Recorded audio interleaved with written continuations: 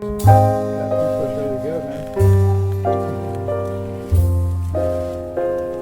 so this could be like, really.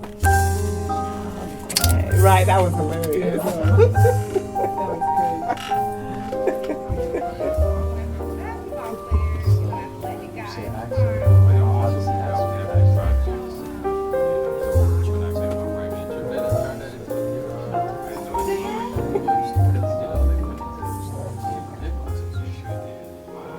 The Muhammads.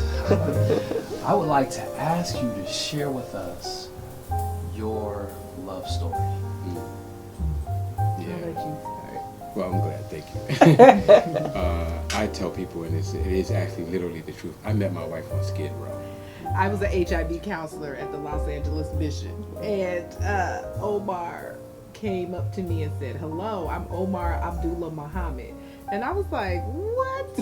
And so I just thought, why is he telling me his whole name? And who is this dude?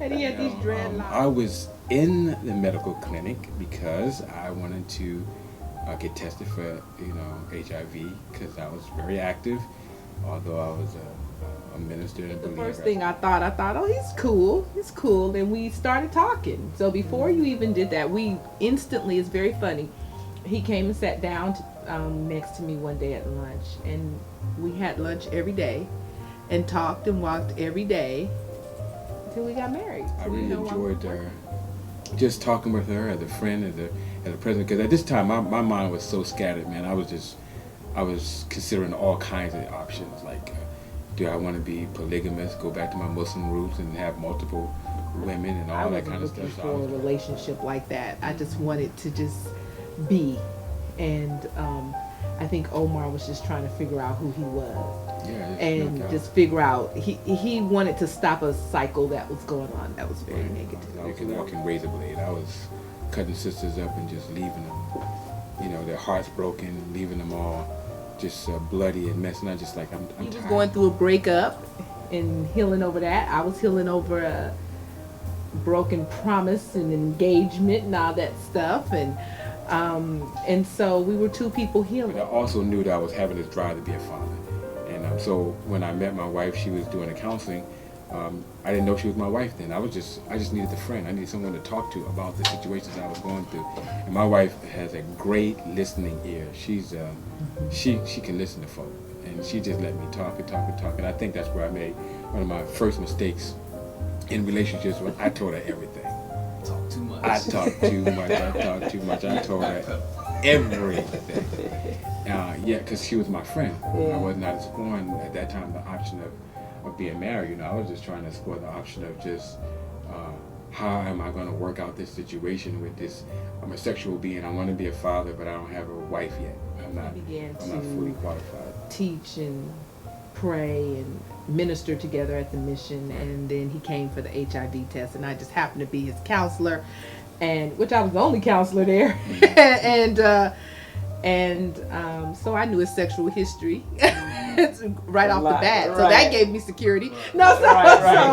So basically, it was born out of friendship, and our relationship was born out of ministry. But I need to say this: we became friends, and we became prayer partners. So we would walk around downtown Los Angeles, up and down the what was that? The toy district, the garment district, and just talking and praying for people. That was my spiritual partner. We would go up on the roof. Remember going on the rooftop in my destiny that I needed to have a person who could be spiritually a co-laborer with me. I had a whole bunch of sisters that could throw down, they can cook, they could seduce, they could do all those kind of things, but there was the element of ministry. My wife was already involved in that. She was already ministering to the people on Skid Row. I was already ministering doing my thing from my side. It's like, it's hard to speak. I don't know if you can imagine speaking to the homeless population and they just talking and they doing their thing. You know what I'm saying? And because they don't have to listen to you. They just there to get that meal. Right. But then when you bring it, with truth, hey, yeah, that's good. You do. And so it's reason. You know, my wife got a big booty, and I like big booties. You know, so that's part. I never really told her that, but that was part. I was like, she got a big booty. I mean, I'm physically attracted to her. She got a spirituality. You know, she can read. You know, because I was tripping, man. There were some people they couldn't even read, dude. And I was like, I already got a college degree. I can't hang out with you. There's no future there. So for me, really, that rational decision to think about it. She didn't have children. In every situation, I knew God was in it. Yeah. And no one can tell me that God wasn't. It wasn't the fairy tale. It wasn't the story that, quote unquote, believers or Christians should have. It was, you know, we tell everyone, your son was at our wedding. You know, I was pregnant with your son. So he was there in my stomach. And so it was just a lot of things going on, and a lot of, but I knew God was in the midst of everything. And the whole time God kept telling me, when I wanted to be like, I'm done with this dude, I can go out there and so, and God would say, no, be his friend, stay with him, be his friend. This is somebody I could probably build with. So sometime in the journey, you have to understand it may not be all that emotional. It may be about your reason and what you think in your destiny. And if you can figure out your reason and your destiny, and this person lines up with that, you know, hey, this might be the one.